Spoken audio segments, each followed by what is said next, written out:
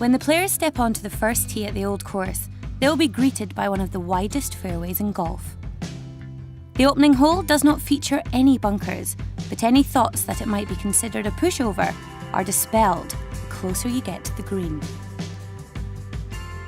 The first was the 12th most difficult hole during the 2010 Open, and the prime reason was the Swilcan Burn, which crosses the fairway just in front of the green. Countless players have hit their second shot into this iconic hazard. The safest way to play the hole is to aim for the back of the green, but that means a potential 3-putt, as many have found to their cost. It's often said the secret to playing the Old Course is to stay out of the bunkers. That becomes clear on the second, where the tee shot has to avoid Cheap's bunker on the left and a further 3 down the right. The second features the first of the Old Course's 7 double greens. It shares the same putting surface as the 16th and is severely undulating and protected by a deep ridge which guards the front of the green and will catch any shot that comes up short. The safest approach used to be down the right, but that side is now guarded by 2 bunkers moved closer to the green. Local caddies will tell you the safest line from the tee on many holes is down the left. But the quid pro quo is that anything hit left often leads to a more difficult shot into the green. That is certainly the case on the third, where Cartgate bunker to the left of the green is the major hazard. Arguably, the best tee shots will skirt the bunkers set into the right-hand side of the fairway, leaving a relatively straightforward approach into a green shared with the 15th. Any player who finds sand from the tee will almost certainly drop a shot.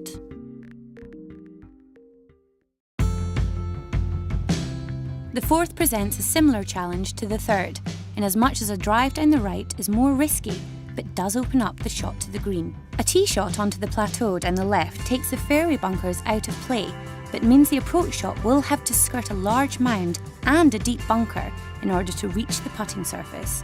The bunker in question, which eats into the left-hand side of the green, is another of those hazards which players need to avoid at all costs. The fourth was the 4th most difficult hole during the 2010 Championship, although Louis Oosthuizen played it in 1 under par on his way to collecting the Claret Jug. The par 5 fifth was the easiest hole during the 2010 Open, and 5 years later will remain a good birdie opportunity in all but the most inclement weather. Players who avoid the Seven Sisters bunkers down the right of the fairway will have the choice of laying up short of the Spectacles bunkers, or else going for the green in 2. The majority will opt for the latter choice, although the shot is made more difficult because it is blind and has to carry a deep swale just short of the green. The green itself is 100 yards deep, so club selection is crucial. 5 years ago, the first of the Old Course's 2 par 5s yielded 146 birdies and 13 eagles. The 6th hole features a blind drive over a mound to a fairway littered with bunkers. A successful tee shot has to be threaded through the gap between the coffin bunkers on the left and a further 6 traps on the right, leaving a relatively short approach to a green protected by a swale at the front and gorse bushes to the rear. The green itself is the 5th of the Old Course's 7 double greens, all of which add up to 18. For example, the 2nd is shared with the 16th, the 3rd is shared with the 15th, and the 6th doubles up with the 12th. The 7th is another hole where accuracy from the tee is paramount. The best line is a little to the left of the flag on the 11th green. Players then turn about 45 degrees to the right and look across the 11th fairway to a green which slopes from left to right and is protected by a single bunker on each side. The bigger hitters also have to be wary of driving into the massive shell bunker, which sits out of sight some distance short of the putting surface. Tiger Woods hit a 3-wood 310 yards into it during the first round of his victory in 2005, but still managed a birdie after hitting his recovery to 4 feet. The Old Course only features 2 par 3s, and both will play to 174 yards at this year's championship. The 8th is the first of the 6 holes to be played back towards the old grey tune of St Andrews. The strength and direction of the wind could mean competitors will have to select their club wisely in order to avoid cavernous bunkers which guard the front of the green. More often than not, the 8th is played downwind, which makes it all the more difficult to hold a large green, which slopes gently from front to back. Rory McIlroy will have warm memories of the 9th. He eagled it on his way to a 9-under par 63 during the first round of the 2010 championship. McIlroy was by no means the only player to drive the green, which is why this hole yielded a total 126 birdies and played to an average of 3.743 during that championship. There is a line of dense gorse bushes and 3 bunkers down the left, but arguably the biggest threat comes from the Borses bunker and end hole bunker, which sit within a few yards of each other in the centre of the fairway. This hole is named after the legendary Bobby Jones, who won the 1927 Open and the 1930 Amateur Championship at St Andrews, and was later given the freedom of the Royal Borough of St Andrews for his massive contribution to the game. The fairway narrows at around 280 yards out with mounding on the left. The Kruger bunkers on the right and contours short of the green make it challenging for a player looking to run his approach onto the putting surface. McIlroy also birdied this hole as he came home in 30 during the first round 5 years ago. The 11th on the Old Course at St Andrews is rightly regarded among the very best short holes in golf. It can be a real card wrecker, and the secret to playing the hole is to avoid both strath and hill bunkers at all costs. The former sits at the front of the green and collects any shot that comes up short, while the latter is on the left and will probably be much more of a factor at this year's championship, as the green has been slightly recontoured on that side to create several new potential hole locations. The 12th is the shortest par 4 on the Old Course, but 5 years ago it produced more bogeys than birdies. Some will elect to try to drive the green. The safer option might be to hit a long iron down the left or right of the fairway in order to avoid a cluster of hidden bunkers and then fire a wedge into what is the shallowest green on the course. The 12th hole proved to be a pivotal hole during the 2010 championship. English challenger Paul Casey ran up a 7 after finding an unplayable lie from the tee and then overshooting the green in 3, while his playing partner Louis Oosthuizen birdied from 14 feet to open up what proved to be a decisive 8-shot lead. Locals will queue up to tell you that the 13th is one of the hardest holes on the Old Course. That was confirmed during the 2010 Open, when it was second behind only the 17th in terms of relative difficulty.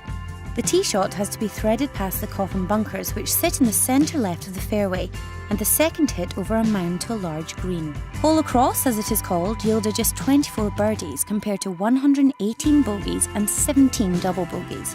Henrik Stenson bucked that trend when he hit a 3-wood, 310 yards, and then a wedge straight to the hole for an eagle 2 during the 3rd round. The 14th is the longest hole on the Old Course and features one of its most challenging drives.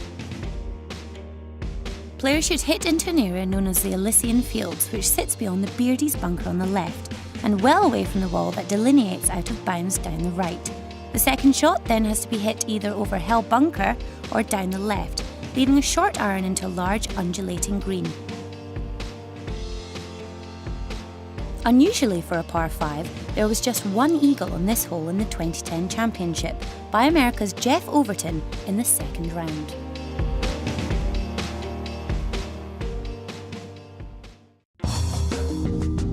The drive on the 15th has to be hit straight at a church steeple between 2 round mounds, known locally as Miss Granger's Bosoms, and thought to be named after prominent local 19th century golfer Miss Agnes Granger.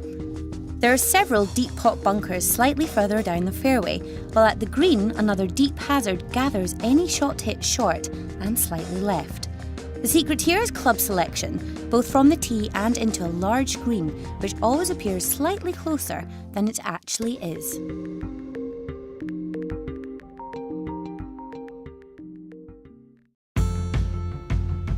There's a daunting choice on the tee of what is another of the most demanding holes on the Old Course.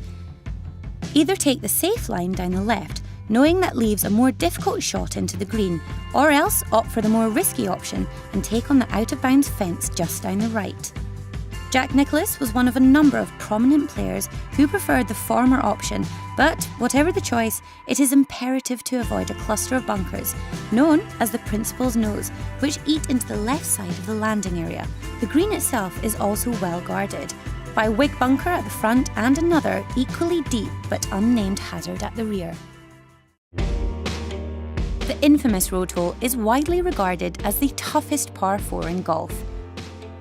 The tee shot has to be hit over the railway sheds in the grounds of the Old Course Hotel, and the second then struck towards a shallow green protected by the cavernous road hole bunker at the front and a road and stone dyke at the rear.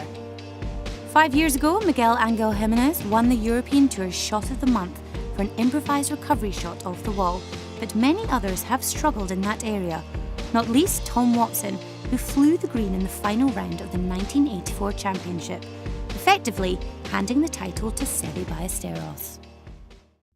The 18th hole in the Old Course has witnessed much drama over the years, with more sure to follow this year when it hosts the Open for a 29th time. The road, which bisects both the 1st and 18th fairways on the Old Course, is, like the road on the 17th, designated as an integral part of the course, so any ball that lands on it must be played as it lies. Many believe the best line from the tee is towards the clock on the R&A clubhouse. The second must clear a deep hollow known as the Valley of Sin. Famously, back in 1995, Constantino Rocca holed the second of his 2 shots from the Valley of Sin to get into a playoff against John Daly.